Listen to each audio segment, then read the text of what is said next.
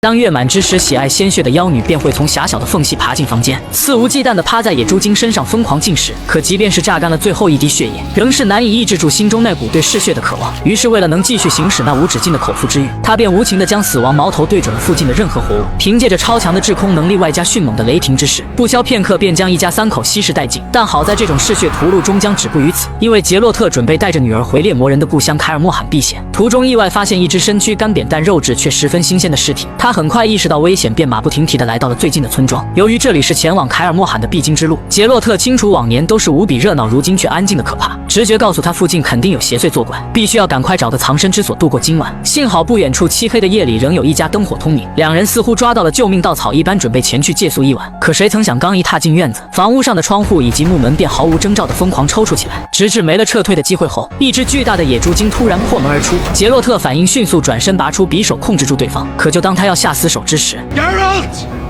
Nevelin?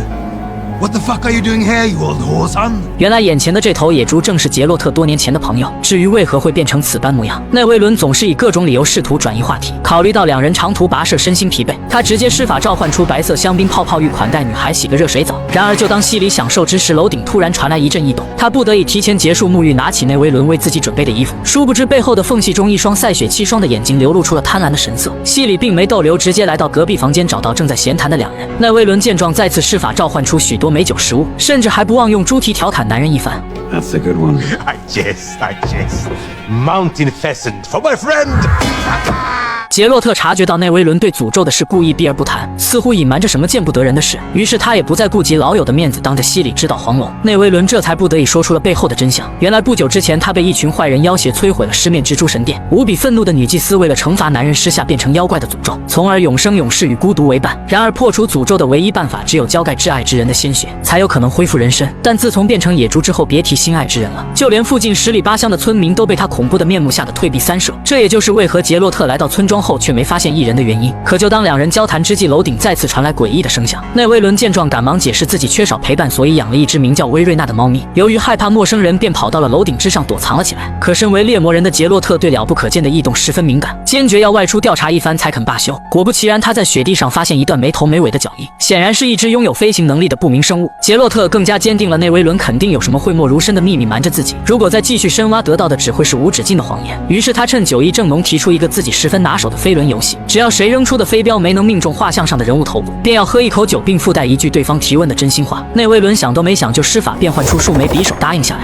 You first. 可谁曾想，杰洛特首当其冲的一镖就栽了个跟头，以至于后来无论他如何瞄准发射，都会以偏移2、3余尺而告终。而反观内维伦每次掷出的飞镖都能精准命中目标，直至他的提问触及到了杰洛特的底线，误以为西里也是被骗去，即将又变成猎魔人的小孩。杰洛特这才忍无可忍，从腿部甩出一记飞镖命中目标，质问对方为何要用手段欺骗远道而来的朋友。可奈维伦并没有将男人的警告放在眼里，起身离开前去就寝。无奈之下，杰洛特只能独自一人外出打探情况，竟意外在附近的村庄发现了几具形似此前途中干瘪露肉的人类尸体，并且空气中还弥漫出一股妖孽的气息。他立马察觉到危险，火速赶回家保护女儿。与此同时，内维伦的城堡之中，一只不明女妖从缝隙中钻进来，瞪着铜铃般的眼睛在屋内四处张望。见女孩被噩梦所困扰，他便顺着墙壁一路爬行至床前，紧接着拾起一抹泪水放入口中细细品尝，完全没能注意到此时已经被噩梦惊醒的西里。威瑞娜见状，立马解释自己是内维伦的朋友。You were having a nightmare. I came to check on you. 考虑到内维伦口中的威瑞娜是一只宠物猫咪，如今真面目现身后却有着人类的躯体，并且行为十分诡异。西里很快便意识到眼前的女人肯定是一只妖怪，但好似对方并没有要伤害自己的意思，反而是不断警告一定要远离屠戮无数的猎魔人。说罢，威瑞娜便亲吻西里的手臂，让对方沉睡了过去。直到发现异常的杰洛特赶回家中，叫醒了熟睡的西里，表示附近隐匿着一只嗜血的女妖，必须要即刻启程逃离这里。 What's going on, Geralt? No. 西里收拾好行李，时刻准备逃跑之后，杰洛特便手持银剑顺着走廊里发出的那阵异动，很快便在内维伦的房间内找到了正在疯狂进食的女妖。他果断手持银剑杀了进来，可谁曾想威瑞娜的实力也不容小觑。只见他张开血盆，通过怒吼的方式发出层层音波，镇压住来犯之敌。幸好杰洛特得到了超人药剂的强化，硬生生扛住伤害后，不多时便落了下来。可一转眼的时间，女妖便从眼前消失，逃跑到了楼顶。杰洛特仔细的听闻声响，确认位置后，果断举起长矛，透过木板刺了进去。伴随着一声惨叫，鲜血顿时顺着洞口涌出。薇瑞娜吃痛干碎天花板，从上方落下，趴在男人身上，试图想用那难以掩盖的龅牙尝一尝猎魔人的味道。好在杰洛特左手及时格挡，右手顺势使出一记阿尔德法印，将对方轰出数十米远，直至透过窗户砸中外面的石像才停了下来。这一幕不巧被时刻待命的西里看见，他立马放下戒备前去查看情况。 Rena. You hurt me. 薇瑞娜意识到，如果仅凭自己一人的战斗能力，恐怕今晚便会死在猎魔人的手中。于是她转身使出狮吼功，拖延住男人的脚步后，瞬间一改恐怖的模样，恳求西里能跟杰洛特求情，饶自己一命。然而，就当杰洛特发现惨死村中的百姓之时，彼时的女妖就早已被列入了必杀的名单内。他果断挥舞手中的银剑砍去，虽是没能成功命中，但是薇瑞娜的狮吼功却已经失去作用，只是用出一招简单的昆恩法印就可轻松抵挡。紧接着趁对方换气，顺势打出一记阿尔德法印袭去。可就当杰洛特准备上前补刀的时候，女妖就已经难以招架这势不可挡的进攻，幻化成原形冲天而起，不多时便凭借着凌空之势玩起了偷袭。杰洛特眼观六路，耳听八方，识破了薇瑞娜的把戏，一跃而起，抓住对方的脚，狠狠摔在地上。可即便双方实力悬殊，薇瑞娜仍是不甘作罢，企图再一次从上方发起进攻。然而这次的杰洛特不可能在同一个地方栽倒两次，弯腰躲避进攻的同时，反手举剑刺进了女妖腹中。圣母心爆棚的西里见状，立马拿上披风前去遮羞。还没等杰洛特提醒，为了保命的薇瑞娜便突然苏醒，劫持住西里，当作人质，当即要求饶自己一命，否则立马咬断女孩的喉咙。可就当杰洛特无计奈何之时，内维伦手持一杆长枪突然出现，直接贯穿了薇瑞娜的身体。顿时那喷溅而出的鲜血夹杂着痛苦的嘶吼声，贯彻了整个云霄。不过薇瑞娜似乎拥有不死之身，在众人惊讶的目光之中，强忍疼痛反向旋转，身体直勾勾地盯着男人，紧接着抓住枪柄一步步靠近，企图吸食对方的血液，从而来助长自己的能力。杰洛特一眼看穿了女妖的想法，毫不犹豫地挥剑砍下头颅。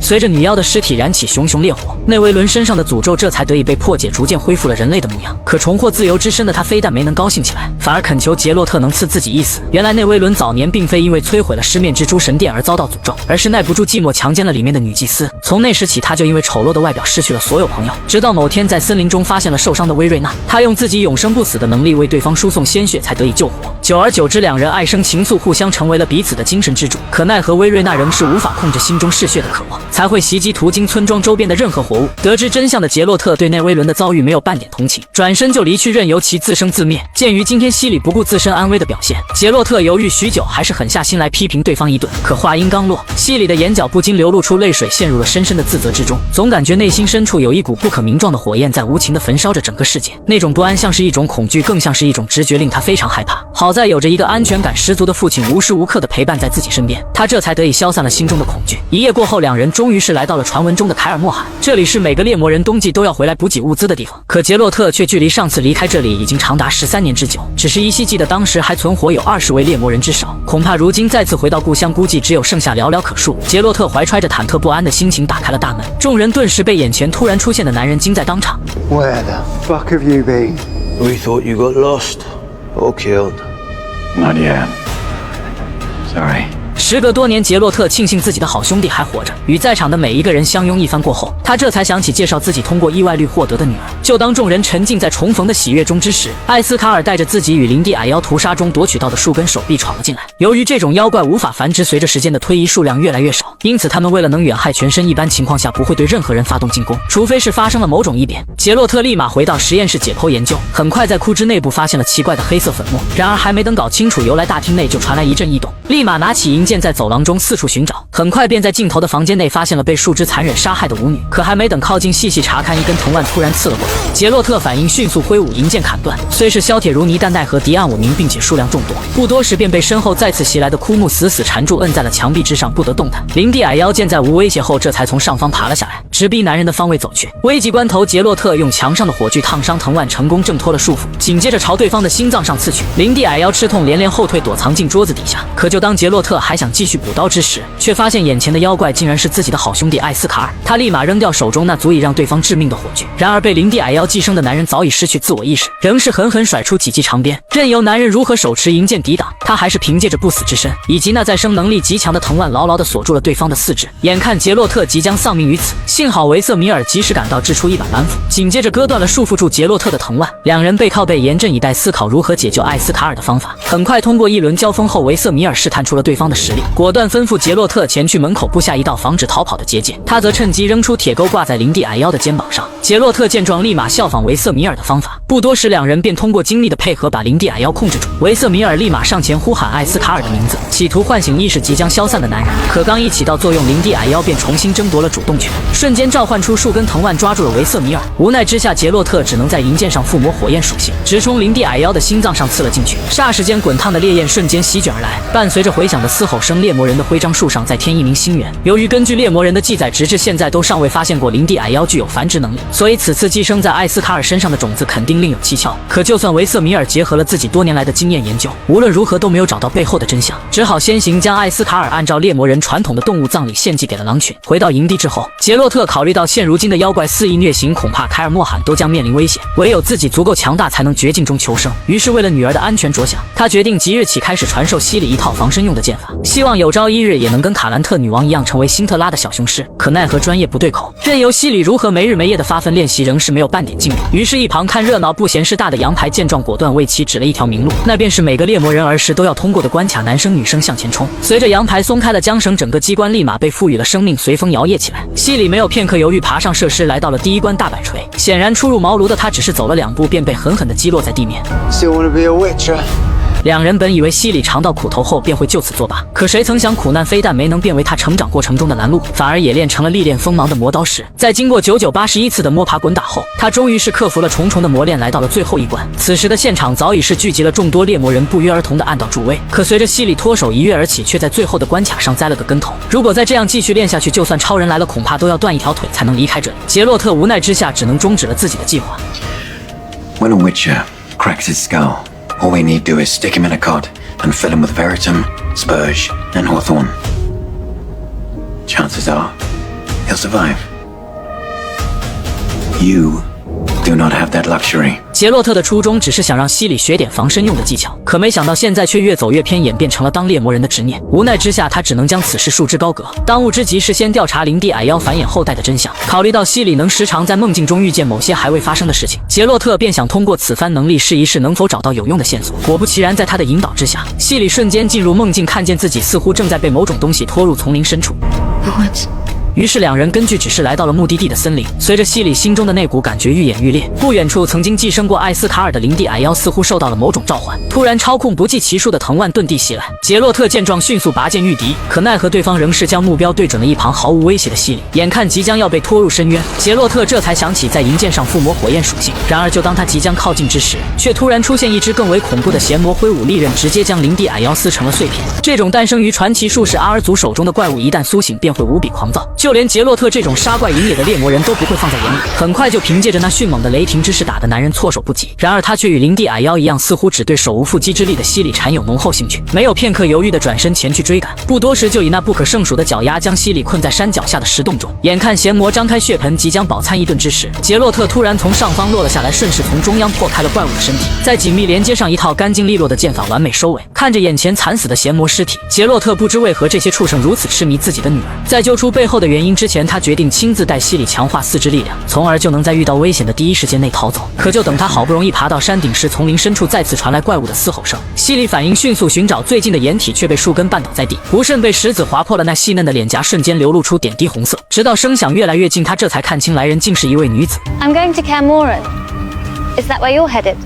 或许是经历过了城堡外的险恶，西里对眼前突然出现的陌生人多少有些芥蒂，没有做予回应。可就当他还愣在原地思考对策之时，梅丽葛德就已经走到了面前。只见他轻抚西里的脸颊，嘴中念念有词之间，伤口便瞬间愈合。紧接着又弯腰拾起一朵白花献上殷勤，这才得以换来了女孩的一个微笑。与此同时，杰洛特背着野猪娓娓而来。原来梅丽葛德是他特意从艾瑞图萨请来的术士，其目的就是希望能协助西里激发藏匿在体内的混沌能量。因为在此前调查林地矮妖的繁衍谜团中，他就验证了西里遗传了母亲的基因，显现出了预知未来的能力，并且对周边的妖魔似乎还有着某种特殊的诱惑。梅丽葛德在看见邪魔的尸体后，猜测此物很有可能为术士所制造，只是这种炼金术早已经被明令禁止长达100年之久。于是为了证明这个猜想，他夹起一块怪物的残骸放入试管中，再附带几句上古咒语，紧接着放入高速旋转的分离器内。如果含有诱变剂的话，里面的成分就会发出亮光，从而就能判断怪物是否出自术士之手。经过一夜漫长的等待后，容器内分离出了些许黑色粉末，虽是没有产生亮光足以证明术士的清白，但杰洛洛特却一眼认出了粉末竟是极其坚硬的星彩石，并且与林地矮妖残骸上的是同一种物质。显然这两种怪物都来自一个地方。可就当两人还在疑惑之际，西里好奇的伸手触碰了黑色粉末，瞬间脑中闪过一幅荒漠景象。 The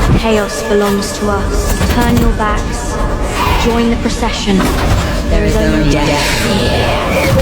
等西里再次醒来，已经是失去知觉，躺在病床上许久。原来早在辛特拉王国灭亡后，尼弗加德的黑暗骑士肆意烧杀抢掠。然而就在这种国破家亡的危机时刻，西里却在逃亡途中意外激发了隐匿在体内的潜能，只是轻轻松松一吼就震倒了整块由星彩石构成的巨石碑。如果真如西里所说的一样，那就很有可能因为巨石的破裂释放出了常年生存在地底下的怪物。这样一来，林地矮妖以及邪魔对西里异变的进攻则会迎刃而解。于是杰洛特决定先去辛特拉考察一番，再做结论。但在此之前，梅利葛德为了能助杰洛特一臂之力，特意为其引荐了一位对巨石碑颇有研究的术士，共同完成任务。很快，两人来到了目的地。眼前那道深不见底的裂缝瞬间颠覆了伊斯崔德多年来的研究，简直无法相信，曾经历经风霜都只是留下一点痕迹的星彩石，如今却成了一堆碎渣。原本伊斯崔德一直认为巨石碑只是天球交汇撞击时产生的疤痕，现在看来并非那么简单。Now think about it. Monsters didn't exist on this plane before the conjunction.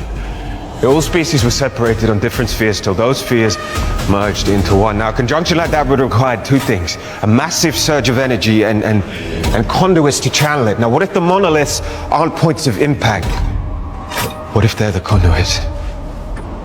如果伊斯崔德的推理正确，那么多年来的天球交汇就很有可能并非与传闻中的那样合并，而是在相撞之后被强行分开。 If the original spheres are still out there somewhere, and our monoliths are calling to them,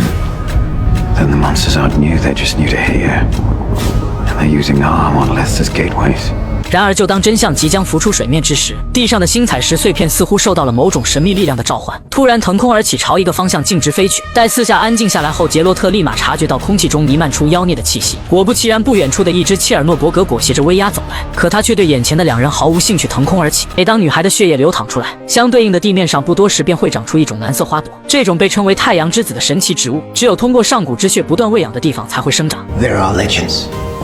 That elder blood was one of the key ingredients in the creation of the first Witcher mutagens. 自从多年前凯尔莫罕被暴民掠夺摧毁了诱变剂之后，就再也没有过新晋猎魔人的诞生。如今重振新宗的机会就在眼前，维瑟米尔说什么也要试一试，马不停蹄地找到西里，将猎魔人在维护世界安全中发挥的作用，以及现如今无法诱变且数量越来越少的危难处境，通通陈述了一遍。紧接着用训练场采摘来的太阳之子，证明西里的体内流淌着早已灭绝的上古血脉。见对方略有所思，维瑟米尔这才开门见山表示希望能用一小管血液制作猎魔人的诱变剂，从而就可以保护未来几代人的安全。西里思考片刻后答应了下来，但前提条件是他必须要成为第一个猎魔人的试炼者。可话音刚落，维瑟米尔的脑海中瞬间闪过曾经那些死在了药剂下的孩子。身为第一代猎魔人的他，比任何人都要清楚试炼过程中的痛苦，稍有不慎就可能一命归阴。更何况对方还是自己的孙女，想都没想就拒绝了。可是西里出自对体内那强大力量的恐惧，害怕有朝一日会彻底失去控制，届时就会危害一方，不断恳求维瑟米尔把自己培育成猎魔人。终于在他的软磨硬泡下，开始了诱变剂的制造。只见梅利葛德抽出西里的血液，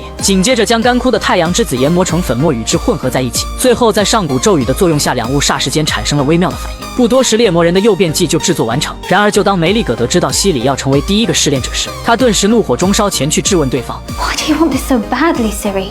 Then the people I loved most in this world were taken from me before I could find the truth. What you're doing won't change any of that. But it might help me find a new truth. 为了能弄清楚西里体内混沌能量的来源，从而打消成为猎魔人的冲动，梅利葛德提出了一个名为灵魂之谷的想法。只要两人足够信任对方，就能链接潜意识，找到那些隐藏在血脉之中的遗传记忆，届时任何身世之谜都将会迎刃而解。西里听闻后，似乎抓到了救命稻草一般，迫不及待地躺在梅利葛德的腿上。随着诵念出上古咒语，两人赫然进入了潜意识。这里有着许多曾经美好的记忆，同时也不缺乏对黑暗骑士的恐惧。梅利葛德见状，立马安慰眼下的东西都只是幻境罢了，这才打消了女孩心中的疑虑。然而随着记忆逐渐清晰，人物呈现出来的现象愈加诡异起来。因为正常情况下，两人只能以第三人称视角去观察，可就当来到西里的母亲帕维塔面前，对方却突破了潜意识的禁制，发起了对话，似乎在指引两人走进更深层的记忆。梅利葛德虽是察觉到了异样，此地不宜多留，但是为了能打消西里成为猎魔人的执念，他仍是紧随其后跟了进去，直至来到尽头地上长满了上古血脉浇盖的太阳之子。不远处更是突然亮起耀眼的白光，在好奇心的驱使下，两人来到了西里潜意识之外的世界。眼前枯木底下赫然出现一个抱着孩子的女人，从那尖锐的耳朵可以看得出来是属于精灵一族，并且似乎还遭到了某种残忍的伤害，腹部止不住的渗出鲜血。血。梅丽葛德见状，立马上前企图用法术治疗对方，可就当女人放下手中的婴儿时，却反手抓住了梅丽葛德的脖子，紧接着转头看向西里，预示了一则预言 ：Child of elder blood, child of wrath, the time of contempt is nigh. The world will die amidst frost and be reborn of the new sun, reborn of elder blood, of the seed that has been sown, a seed that will not sprout but will burst into flame. 可等女人话音刚落，霎时间血红色的尘埃席卷而来，染红了半壁江山。不远处的天空中，一群驰骋云霄的狂烈战士杀了过来，眼看越来越近，刻在骨子里的求生欲迫使西里呼喊起杰洛特的名字。随着声音越来越大，猎魔人的徽章术竟然破开一道8尺长的裂缝。幸好梅丽葛德强行断开连接，逃了出来，无比惊恐的瘫坐地上。本以为可以通过灵魂之骨的方法寻找血脉中的记忆，没想到被吓得不轻不说，反而还更加坚定了西里当猎魔人的想法。他刻不容缓地找到维瑟米尔，表示即刻开始试炼。很快，西里的双手双脚被绑在床上，随着诱变剂导入试管内，维瑟米尔再次看见了那些曾经试炼失败的小孩，久久没能将针筒扎下去。幸好杰洛特及时赶到，打断了试炼。他比谁都要清楚过程中的痛苦，根本不可能让女儿冒此般风险。于是，为了能找到控制西里体内上古血脉的办法，杰洛特决定前去母校神殿学院寻求帮助。然而途中却没有他们想象中的那么一帆风顺。嗜血的切尔诺伯格早已饥渴难耐地朝两人袭来，男人毫不犹豫地喝下由太阳之子研磨成的特制药水，霎时间那惨白的脸上瞬间青筋暴起，原本金色的眼眸也似乎受到了神秘力量的加持，变得无比漆黑通透。随后他小心翼翼地踏入浅水区，一只庞大的切尔诺伯格扑腾着双翼袭来，杰洛特反应迅速，结下一道阿尔德法印抵挡，可奈何对方身披无比坚硬的鳞片盔甲，任由他如何发起猛烈的进攻，切尔诺伯格仍是朝西里的方向飞去。好在洛奇受到惊吓疯狂跳动，西里这才得以保住一命，但同时也因此身受重伤，即将一命归阴。杰洛特为了能减少老友的痛苦，果断用匕首送了对方最后一程。考虑到切尔诺伯格身上有坚硬的鳞片，可腹部却无比脆弱，他让西里爬上高耸的岩石，吸引切尔诺伯格的注意力。等对方专注眼前的猎物之时，杰洛特看准时机，一跃而起，直接用利剑划开了怪物的胸膛，伴随着一声声惨叫，完美结束了这场战斗。由于洛奇惨死在妖孽手下，两人只好徒步前往神殿学院。终于经过漫长的跋涉，到达了目的地。这里是一所处于中间立场的学院，其作用就是培育各界的人才精英，输送至世界每一处角落，当然也包括像猎魔人这样的高危职业。等简单介绍完神殿学院后，杰洛特将西里引荐给了自己的老师南尼克，希望能在对方的教学下掌握控制混沌能量的技巧。然而就在这漫长的等待过程中，杰洛特心里突然预知到了什么，回眸望去，竟发现失散数十年的叶尼弗站在自己眼前。自从三寒鸦在涅达米尔群山之巅刻意拆散两人之后，他就认定叶尼弗死在了索登战役之中。此番再次见面，两人没做过多解释便相拥在一起，似乎在诉说着数年来对彼此的相思之苦。 Geralt, do you know what to do with this? Sorry. Ciri, Sorry. this is my dear friend. 西里意识到自己破坏了亲爹的好事，立马转身离开，前去继续研究南尼克给自己布置的任务。杰洛特这才找到机会询问叶尼弗来到学院的目的。叶尼弗当即表示自己在索登战役中耗尽了体内最后一丝混沌能量，释放出了明令禁止的火系魔法，虽是扭转了局势，但同时也在兄弟会内部造成了不可磨灭的影响，不得已只能先行离开艾瑞图萨暂避风头。恰巧遇见了游历各国的吟游诗人，本以为可以借此隐居，等事态平息后再重出江湖，可谁曾想尼弗加德国王在得知消息后，又派遣擅长火系魔法的术士前来追杀。逃亡途中，吟游诗人不幸被对方抓住。叶尼弗考虑到自己暂且无法使用魔法，于是先行来到神殿学院，希望能找回体内丢失的混沌能量，从而杀回去救出被关押的吟游诗人。然而就当两人交谈，意识到危险即将来临之际，另一边独自学习的西里发现地上掉落的书籍沾满了不知名的血液，他立马拿起铁球，警戒顺着滴血的方向前去一探究竟。很快便在尽头发现了身负重伤的雅尔，可还没等他意识到危险即将来临，身后便传来阵阵脚步拦住了去路。火术士见状一眼就认出了对方是西里公主，原来她曾经因为拖欠卡兰特女王的一点小钱，便被无情打入辛特拉的监狱内，长达2年半之久。如今再次相遇，他说什么也不会放过此番报仇的机会，不由分说便扔出一团烈焰，将女孩团团围住。幸好此刻杰洛特及时赶到，挥出一记阿尔德法印打断，紧接着吩咐叶尼弗带西里躲藏起来，他则率先发起进攻，凭一己之力拖住一众喽啰。可奈何对方不讲武德，挥舞利剑砍来，杰洛特来不及躲闪，不慎被划破了胸膛。虽是能很快站稳身形，顺手拿起一旁的板凳继续格挡，但仍是分身乏力，无法阻止火术士前进的脚步。他只好使出全身解数，尽其所能以最快的速度企图拿下众人。眼看火术士步步逼近，即将烧穿房门，叶尼弗当机立断，教学西里使用混沌能量实行远距离传送。随着最后一根门锁被高温融化断裂，西里也成功撕开了一道时空裂痕。与此同时，杰洛特终于把眼下的众多喽啰悉数解决，紧接着顺势抛出一把银剑刺去，吓得火术士消散而逃。可叶尼弗似乎没有想要搭理杰洛特的意思，仍是转身带走了西里。原来叶尼弗此次突然出现并非机缘巧合，而是自从在索登战役中丧失了魔法后，他不惜与森林之母达成协议，试图用西里体内的上古血脉打开连接异界的通道，从而释放出里面的森林之母，届时就能恢复体内的混沌能量。随后两人来到了西里认为最安全的地方，见四下静寂无声，他这才发现来到了此前收留自己的农夫家中。刚开始还以为是战乱导致附近成为了荒芜之地，直到在转角的房间内发现了早已惨死的农夫一家，从尸体的伤痕上不难看出是此前出现在神殿学院的火术师所为。叶尼弗见骗走西里的机会来了，立刻贩卖焦虑，宣称杰洛特很有可能不敌强大的火术师会被抓起来，眼下最好的办法就是前往凯尔莫罕增援救兵。由于西里十分信任眼前的女人，并且担心杰洛特的安危，很轻易就跟叶尼弗踏上了前去凯尔莫罕的路途。经过一夜的跋涉后，两人被眼前的断桥拦住了去路。叶尼弗勘探地形，很快便得出了2个解决方案：要么舍弃战马，选择从上方的浮石上躺过去；要么再次尝试激发用体内的混沌能量修复断桥。一生要强的西里思考片刻后，果断选择了后者。只见他在叶尼弗的引导下伸出双手，紧接着伴随着上古咒语的加持，坍塌在水中的木桥似乎被赋予了生命般不断浮出水面。可由于是第一次使用混沌能量操控物体，更何况还是如此庞大的断桥，西里不消片刻便体力不支，伴随着眼角的血液不断渗出。可即便如此，他仍是不听劝阻，咬牙坚持，直至木桥再次失去控制落入水中。一股强烈的挫败感瞬间席卷而来，导致西里心跳加速，失去控制，释放出了体内的混沌能量，竟奇迹般的将周边的任何活物传送到了对岸。此时的叶尼弗在见识到女孩体内蕴含着无可匹敌的能量后，他仍是秉着对失去魔法的恐惧，将对方带往关押森林之母的草屋。等候多时的森林之母早已是饥渴难耐，顷刻间燃烧起积攒许久的愤怒，突破了猎魔人多年前设下的禁制，消散成一团烟雾，附身到了西里体内。考虑到施法过程中务必会打草惊蛇，引来一众猎魔人前来阻拦自己，于是他决定先下手为强，趁猎魔人还在熟睡之际潜入了房间，毫不犹豫地用匕首抹断了埃弗拉德的脖子。随着猎魔人逐一惨死在了西里手中，他最终将死亡矛头对准了初代猎魔人维瑟米尔。幸好杰洛特及时赶到，西里这才赶忙藏起手中的短剑，装作一副无辜的模样。然而还没等杰洛特发话，他就不打自招地表示自己看见了一个身穿黑袍的老女人走进了埃弗拉德的房间，并且残忍地将对方杀害。可久经沙场的杰洛特却一眼看出了西里眼神中的惊恐，立马发出质问 How did you escape? I screamed. And that didn't cause any damage. I don't know. Didn't wake Vesemir. 直到杰洛特发现西里脸上残留的血液，他这才断定对方被邪祟附身，企图通过谈判的方式引出妖孽。可森林之母卷土重来的机会近在咫尺，怎可能就此作罢？果断挑出匕首，致盲男人逃了出去。随后他来到了凯尔莫罕大厅的徽章树前，等一众厉兵秣马的猎魔人赶到现场后，森林之母控制西里体内的上古血脉，释放出强大的混沌能量，瞬间刺耳的尖叫声席卷而来，竟将眼前的徽章树撕成2半。众人定眼望去，一颗硕大的星彩石显现出来，就连初代猎魔人维瑟米尔看见后都表示尤为震惊。然而还没等他们缓过神，西里又继续用刺耳的尖叫声将眼前的星彩石震成了碎片，紧接着转身朝背后的猎魔人射去。好在身位靠后的杰洛特及时用出昆恩法印抵挡住伤害，可谁曾想眼下犹如利刃般袭来的碎片竟只是西里的开胃小菜。再次召唤星彩石汇聚成一道链接异世界的通道才是他真正的目的。只见2只体型硕大的石化蜥蜴从中缓缓走了出来，随着西里一个眼神下达了攻击的指令，嗜血的怪物早已饥渴难耐地张开血口狂奔而至。杰洛特见状立马恳求维瑟米尔同另一名猎魔人施展亚登法印将对方困住。 Tell me what you want with her. Tell me what she is to you. She is the future.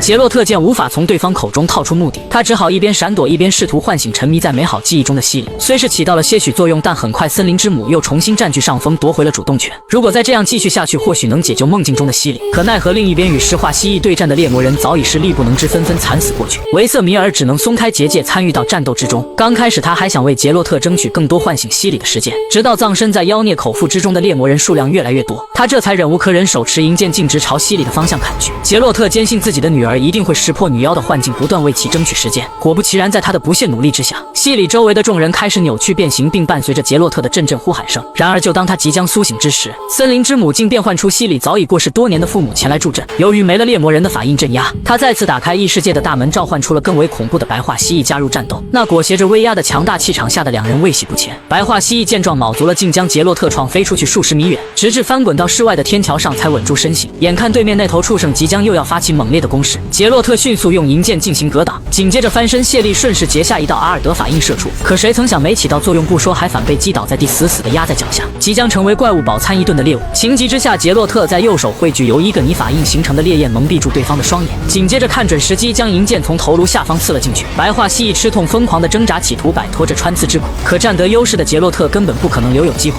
硬生将怪物的头颅横劈成了两半，顺势一脚送下了悬崖。在确认对方没了气息后，他丝毫不敢怠慢的回头跑去阻止维瑟米尔伤害自己的女儿。只可惜还是晚来了一步，早已被愤怒冲昏头脑的维瑟米尔只想手刃这个魔女祭奠死去的战友。可是就当匕首刺进去的那一刻，西里只是轻手一挥，伤口竟以肉眼可见的速度愈合，不多时便完好如初。由于数百万年前初代猎魔人利用森林之母洗蚀仇恨的弱点封印在了草屋之内，如今再提已经被烧毁，恐怕救出西里更是无稽之谈。然而言者无意，听者有心，叶尼弗当即割破自己的动脉，让喷涌而出的鲜血顺着手腕不断渗出，口中念念有词之间，森林之母制造的梦境世界竟开始化为乌有。随着众多星辰朝叶尼弗的方向飞去，西里也醒了过来。可眼下的危机并没有解除，必须趁森林之母控制叶尼弗之前找到应对的办法。考虑到西里有能力通过巨石碑引来怪物，那肯定也可以反其道而行之。于是在杰洛特的鼓舞下，他打开了一道传送门。可与以往不同的是，里面似乎有某种强大的力量在不断拉扯他们，任由杰洛特如何挣扎，仍是被卷入了其中。这里一片黄沙血色，与此前西里梦境中预知到的世界好似一致。然而就当众人还在疑惑之际，更诡异的事情却发生了。森林之母竟主动舍弃载体，朝不远处驰骋而来的战马飞去。杰洛特这时才意识到，关押多年的森林之母竟是来自异世界的狂烈战士。眼看越来越近，一场大战在所难免。幸好危机关头，西里再次触发技能，带两人逃遁而走。还没等稍作休整，杰洛特立马将自己在异世界的所见所闻告知了维瑟米尔，并且很快意识到凯尔莫罕不再安全。如果西里被别有用心的人抓住，届时世界必将会陷入无休止的混乱之中。于是为了保护猎魔人赖以生存的家园，同时也为了女儿的安全着想，杰洛特决定带着西里远离人世间的纷争。可令他们万万没想到的是，杰洛特口中的别有用心之人，除了唯利是图的术士之外，竟然还有传闻死在了海难中的多尼，也就是西里的亲生父亲。